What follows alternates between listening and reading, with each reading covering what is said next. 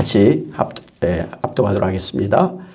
요나가 매우 싫어하고 성내며 여호와께 기도하여 이르되 여호와여 내가 고국에 있을 때 이러하겠다고 말씀하지 아니하였나이까. 그러므로 내가 빨리 다시스로 도망하였사오니 주께서는 은혜로우시며 자비로우시며 노하기를 더디하시며 인애가 크시사 뜻을 돌이켜 재앙을 내리지 아니하시는 하나님이신 줄을 내가 알았음이니이다. 여호와여 원하건대 이제 내 생명을 거두어 가소서. 사는 것보다 죽는 것이 내게 나음이니이다 하니 여호와께서 이르시되 내가 성내는 것이 옳으냐 하시니라.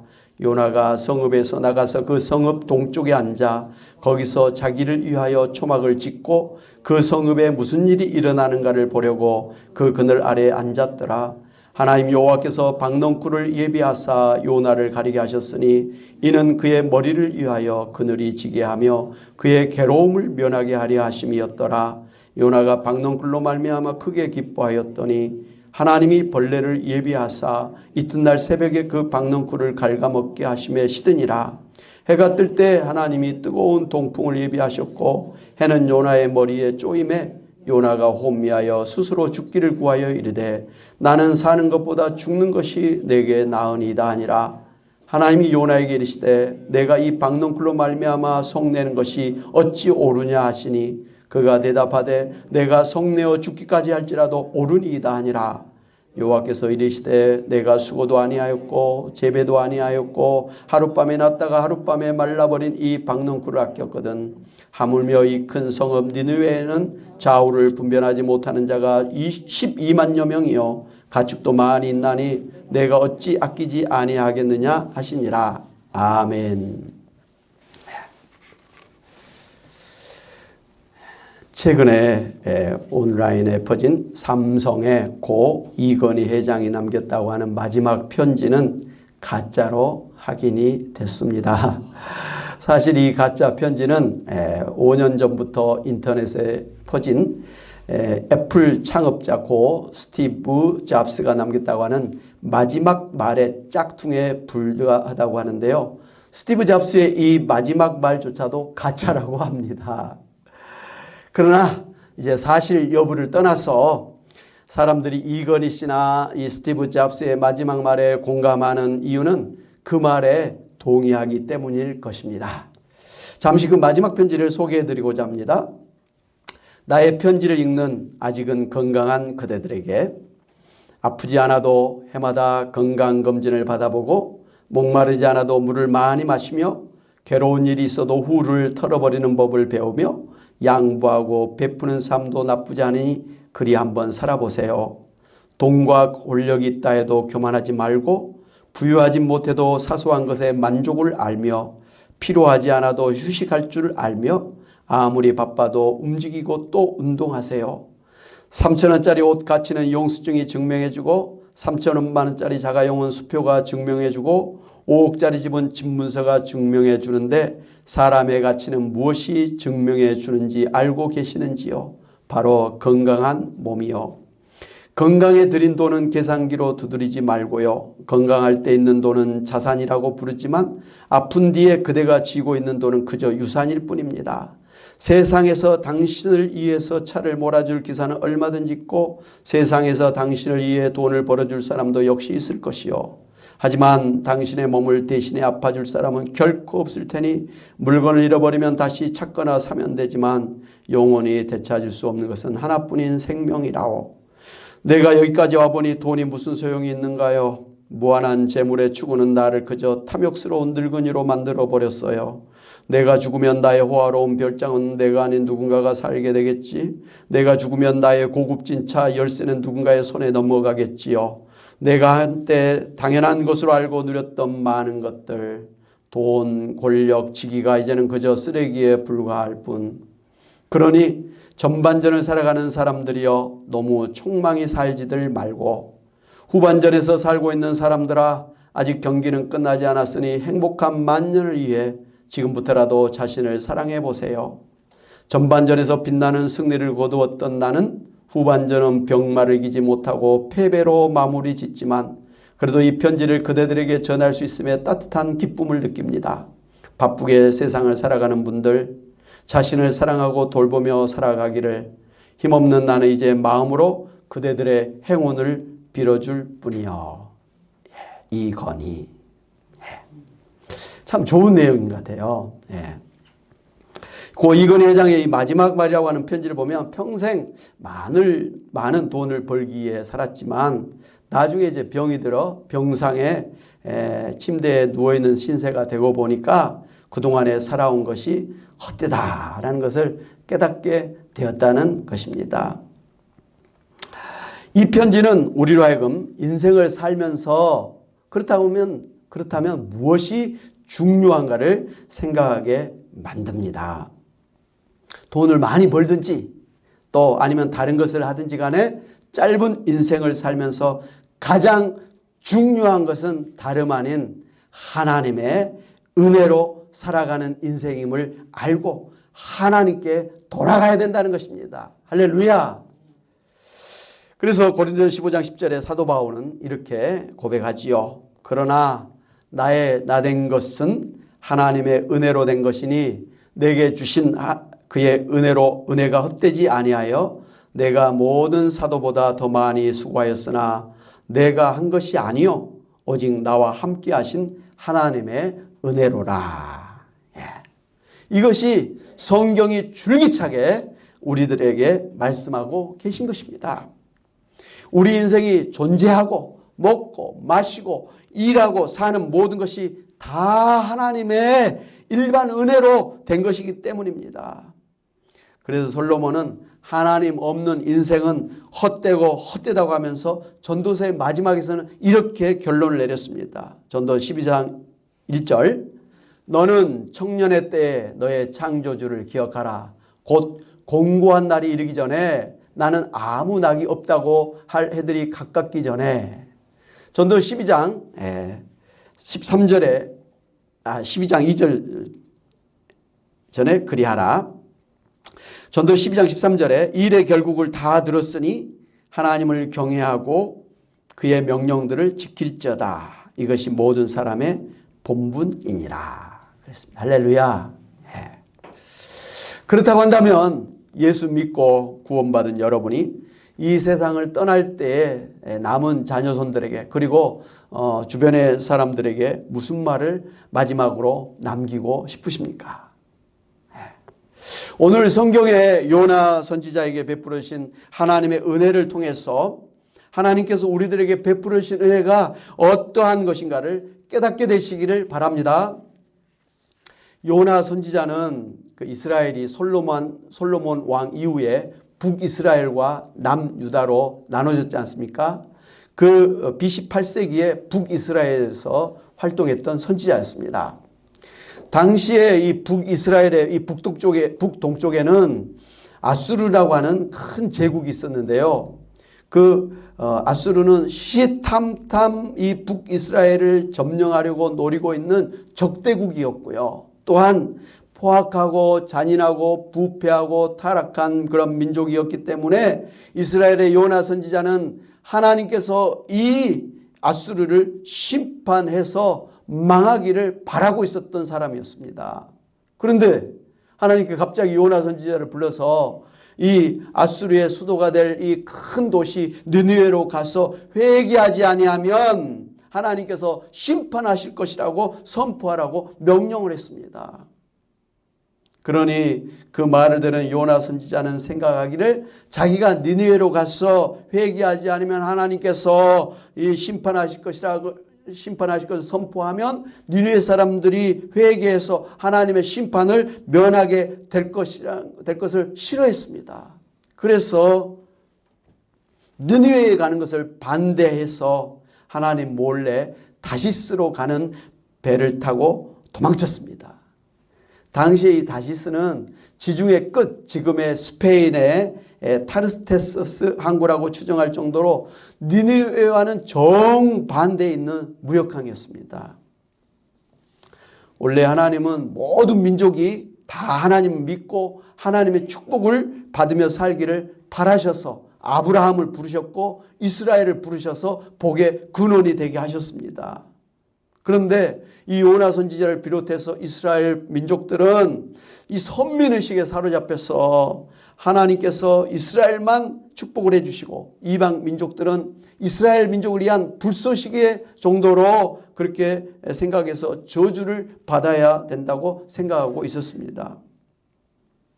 이렇게 하나님의 종으로 부름을 받은 요나 선지자일지라도 선민의식에 사로잡혀서 니느웨를 구원하고자 하시는 하나님의 명령에 불순종하고 하나님을 피해 도망갈 수 있으리라고 생각해서 다시스 배를 타고 도망가는 죄를 저지르고 있었습니다.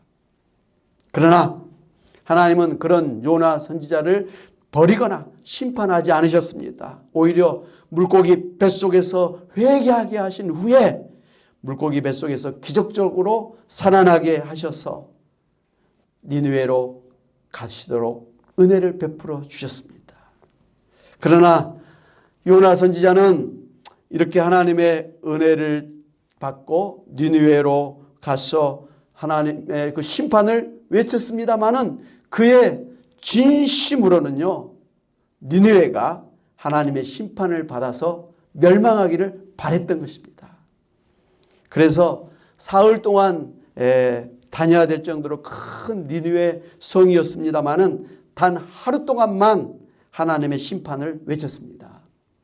이것을 보면 요나 선지자가 마지못해서 억지로 하나님의 심판의 말씀을 전한 것을 알 수가 있습니다. 그런데 하나님의 심판의 말씀을 들은 이 느니웨 백성들이 왕으로부터 시작해서 어린아이들까지 심지어 그 가축들까지도 죄를 뒤집어 쓰고 회개하고 하나님께로 돌아왔습니다. 그래서 하나님께서 심판을 갖다가 이제 거두시고 구원해 주셨습니다. 이것을 본 요나 선지자가 하나님에게 분노하면서 화를 내면서 하나님은 은혜로우시며 자비로우시며 노하기를 더디하시며 인애가 크시사 뜻을 돌이켜 재앙을 내리지 아니하시는 하나님이신 줄을 내가 알았기 때문에 내가 다시스로 도망갔나이다 하면서 차라리 자기 목숨을 거두어 달라고 하나님 앞에 요청을 했었습니다. 세상 천지에 하나님 앞에 이렇게 말한 불평한 그런 선지자가 어디 있겠습니까? 그리고는 니느웨 성을 나가서 성 밖에 언덕에서 말이죠. 초막을 짓고 니느웨 성이 멸망하기를 기다렸습니다. 그렇게 언덕에서 니느웨 성의 멸망을 기다리고 있는 요나 선지자를 위해서 하나님은 오히려 기적적으로 이 박넝쿨이 쑥쑥 자라게 해서 뜨거운 태양빛을 가려주셔서 그늘을 만들어 주셨습니다. 그러자 이 요나 선지자가 이 그늘을 흡족해 하면서 아주 크게 기뻐했다고 했습니다.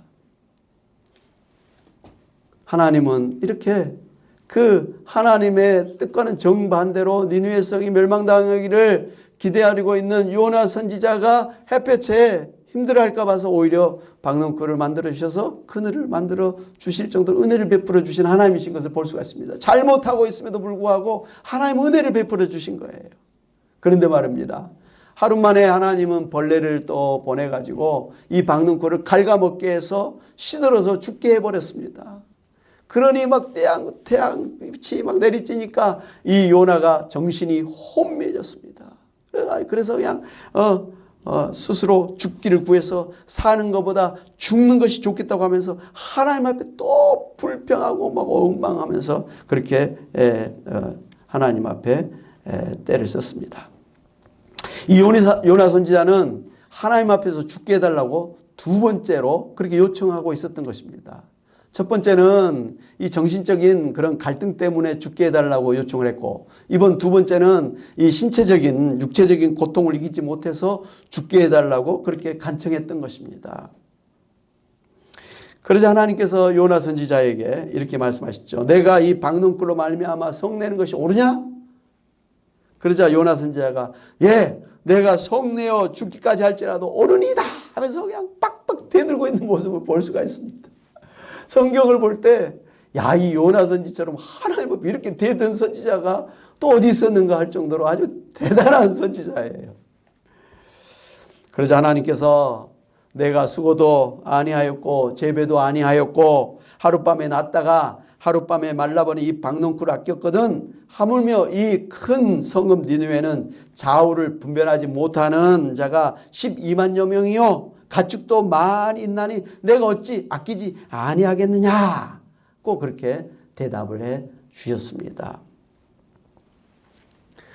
이렇게 하나님의 부름을 받은 요나 선지자였음에도 불구하고 하나님의 뜻을 따라 순종하기보다는 순전히 잘못된 자기 뜻을 따라서 하나님의 명령을 거부했고 하나님의 눈을 피해서 도망갈 수 있을 것이라고 생각해서 다시스로 가는 배의 밑창에 들어가 숨었고 또 물고기 뱃속에서 회개하여 물고기 뱃속에서 나올 수가 있었음에도 불구하고 마지못해 억지로 니느웨 성에 가서 사흘 동안 다녀야 될 곳을 단 하루 동안만 하나님의 심판의 말씀을 전하였고 니느웨 성이 회개하자 하나님이 심판을 거두시는 것을 보고서 오히려 하나님 앞에 분노하며 화를 내면서 차라리 죽기를 바란다고 하면서 하나님께 대들고 불평을 했고 하나님의 뜻과는 반대로 계속해서 하나님이 니느웨 성을 심판해서 멸망시키기를 고대하면서 니느웨 성이 멸망당하기를 기다렸고 하나님의 박넝쿨과 또 벌레와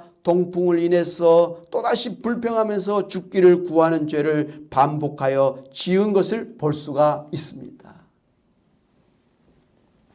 이런 요나 선지자였음에도 불구하고 하나님은 그를 어떻게 대하셨는가를 우리가 주목해 봐야 됩니다. 하나님은 그를 버리지 않으셨어요. 하나님은 그를 죽이지 않으셨어요. 비록 물고기 뱃속에 들어가는 그런 환난을 당했지만 그리고 박넝쿨이 있다가 그 또 벌레가 먹어서 갑자기 뜨거운 햇빛을 당해서 막 죽을 정도로 정신이 혼미하게 하는 그런 고통을 주셨지만 그런 모든 고통조차도 하나님은 요나 선지자가 회개하고 하나님의 뜻을 알고 하나님의 뜻대로 그렇게 살기를 바라시는 하나님의 은혜의 손길이 있었음을 우리가 알 수가 있습니다. 할렐루야. 예.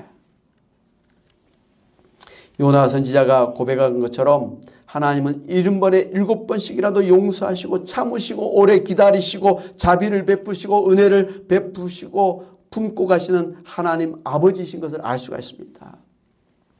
여러분 이런 하나님의 모습은 야곱의 일생을 통해서도 우리가 잘 알고 있습니다. 야곱은 하나님의 뜻을 저버리고 자기 마음대로 살았던 사람입니다.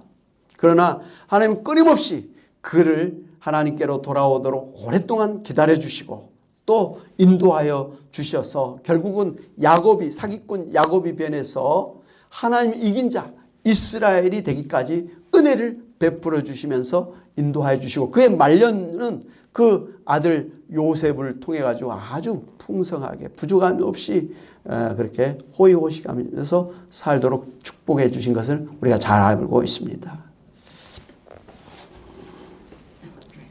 하나님은 이 야곱을 이스라엘이 되게 하셨고 또 이스라엘 백성이 되게 하셨지 않습니까? 그런데 하나님은 이스라엘 백성조차도 이 야곱에게 베풀어 주셨던 것 같은 똑같은 은혜를 베풀어 주신 것을 알 수가 있습니다. 이사야 41장 8절 10절에 보면 그러나 나의 종 너 이스라엘아 내가 택한 야곱아 나의 벗 아브라함의 자손아 내가 땅끝에서부터 너를 붙들며 땅 모퉁이에서부터 너를 부르고 내게 이르기를 너는 나의 종이라 내가 너를 택하고 싫어하여 버리지 아니하였다 하였노라.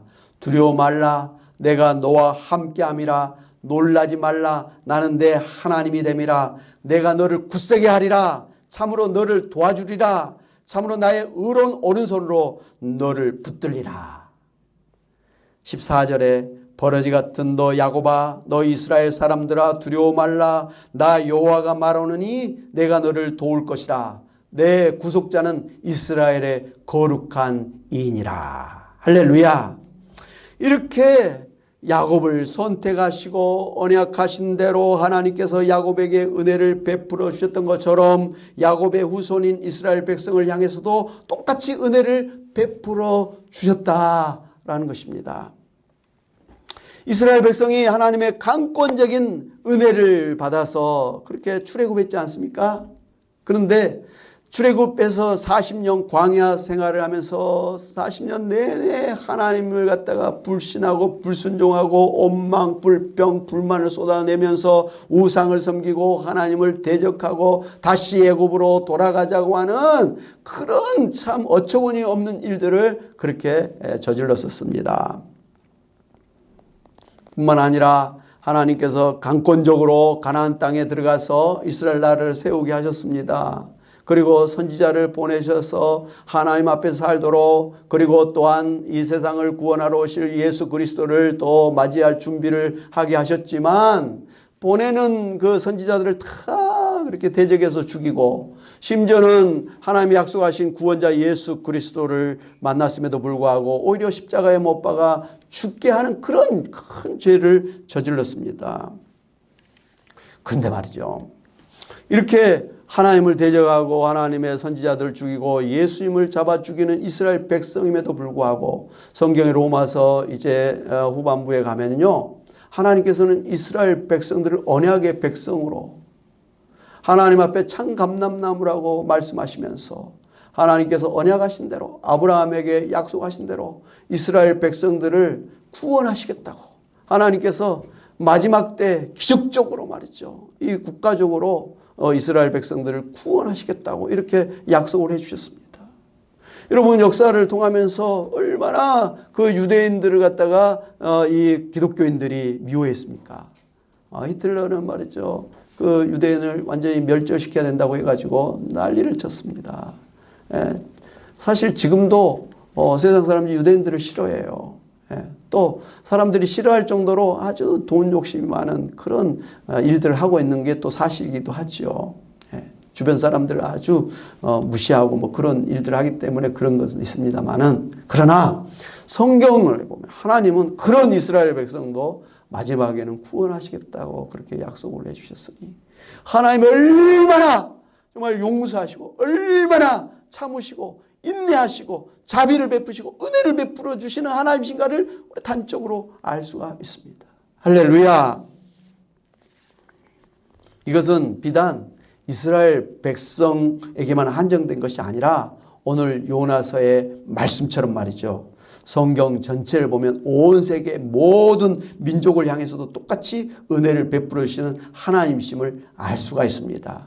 여러분, 성경 전체를 보면은요, 하나님의 형상으로 창조함을 받아서 왕같은 제사장으로 세움을 받았음에도 불구하고 하나님을 불신하고 불순종해서 선악과를 따먹고 언제를 짓고 사단마귀를 섬기고 하나님을 대적하는 인간 세상이 되었지만, 하나님은 창세기부터 요한계시록까지 줄기차게 이 인간 세상을 구원해서 처음 창조한 목적대로 회복해서 부활한 몸을 입고 새하늘 새 땅에서 영원히 하나님 나라의 왕같은 제사장으로 살도록 하시기 위해서 지금도 줄기차게 은혜를 베푸시면서 하나님 나라의 구속사를 펼쳐나가고 계시는 하나님이심을 볼 수가 있습니다. 할렐루야. 하나님은 결국은 이 세상을 구원하실 것입니다. 결국은 하나님은 우리 인간들을 에덴 동산의 아담과 이브보다 더 위대한 하나님의 사람으로, 하나님의 형상으로, 하나님의 영광으로 부활시켜서 영원히 천국에서 살게 하시는 하나님이심을 믿습니다. 아멘. 하나님이 비록 우리가 오늘 잘못하고 실수하고 어떤 때는 하나님 앞에 죄를 짓고 어떤 때는 또 대적하는 요나 선지자처럼 팍팍 대들고 있는 그런 때가 있음에도 불구하고 하나님은 여전히 우리를 용서하시고 우리를 기다려주시고 우리에게 여전히 자비를 베풀어 주시고 은혜를 베푸시면서 혹여 우리에게 징계를 하시는 그런 경우도 있습니다만 그 징계조차도 우리를 하나님 앞에 살도록 하게 하시는 그 사랑의 징계를 베푸시는 은혜의 하나님이신 것을 우리가 알아야 되겠습니다. 예수님께서는 그 하나님이 오늘 우리를 어떻게 은혜를 베푸시는가를 누가복음 15장의 탕자의 비유를 통해서 확실하게 말씀을 해주셨습니다. 여러분, 이 탕자의 이 비유의 말씀을 네덜란드의 화가 렘브란트가 돌아온 탕자라고 하는 이름으로 그 성화를 그렸지 않습니까? 이 성화는 전 세계 그림 가운데서 도달할 수 없는 절정이라고 하는 찬사를 받을 정도로 최고의 그런 작품입니다. 여러분, 이 그림을 자세히 보면 이 아버지는 말이죠, 그 이제 늙어버린 아버지. 근데 자세히 보면 눈에 초점이 없는 아버지의 눈인 것을 볼 수가 있습니다. 왜 그렇습니까? 그동안 이 아들이 집을 떠나 있는 동안 내내 이 아들이 언제나 돌아올까 해서 동구 밖에 나가서 눈이 빠지도록 이 아들이 돌아오기를 그 기다리느라고 눈이 약해져 버린 겁니다. 그래서 눈에 초점이 없는 거예요. 자식이 돌아오기를 기다리면서 이 눈이 짓물릴 정도로 그렇게 기다리는 아버지의 그 마음을 이 눈을 통해서 표현하고 있는 걸 볼 수가 있습니다. 하나님은 그렇게 우리가 하나님 앞에 돌아오기를 그렇게 기다리고 계시는 하나님 아버지이시라 이 말씀입니다. 그런가 하면 이 아버지의 두 손은요, 자세히 보면 하나는 아주 근육질인 혈관이 툭툭 나와 있는 그런 힘 있는 그런 손이에요. 그 손이 펼쳐져서 그 아들을 탁 이렇게 누르고 있는 힘 있는 아버지의 손을 볼 수가 있습니다. 하나님 아버지의 엄한 하나님 아버지의 그 모습을 표현하고 있는 것입니다. 그런데 한쪽 손은 자세히 보면 아주 부드럽고 가는 그런 연약한, 그러면서 살짝 그 아들의 등 위에 이렇게 덮고 있는 것을 볼 수가 있습니다. 이것은 하나님 아버지는 어머니의 자애로운 손길과 같이 우리를 위로하시고 어루만져 주시고 우리를 갖다가 이렇게 힘을 주시는 하나님 아버지의 모습을 표현하고 있는 것입니다. 반면에 이 아들은 아주 다 낡아 빠진 그런 허름한 망토를 뒤집어 쓰고 있고요. 머리는 빡빡 깎은 머리예요. 그동안 교도소에 갔든지 수용소에 뭐 그냥 생활을 했든지 어찌됐든 아주 형편없는 몰골로 그렇게 아버지 품에 안겨 있는 걸 볼 수가 있고요. 그의 신발 한쪽은 아예 없어요.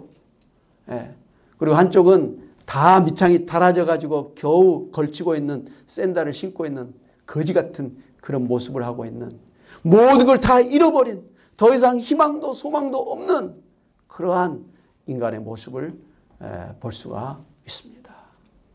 그런 아들을 아버지는 무릎을 꿇고 허리를 숙여서 그 아들을 안고 위로하고 그렇게 또 회복시켜 주시는 아버지인 것을 볼 수가 있습니다.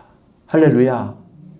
하나님 아버지가 오늘 죄를 짓고 하나님을 멀리 떠나 있는 우리들일지라도 하나님 그렇게 기다리시면서 돌아오면 묻지도 따지지도 아니하고 환영하고 우리를 회복시켜 주시고 축복하시는 하나님 아버지심을 믿고 여러분 죄책감에 두려워 떨면서 살지 마시기를 바랍니다.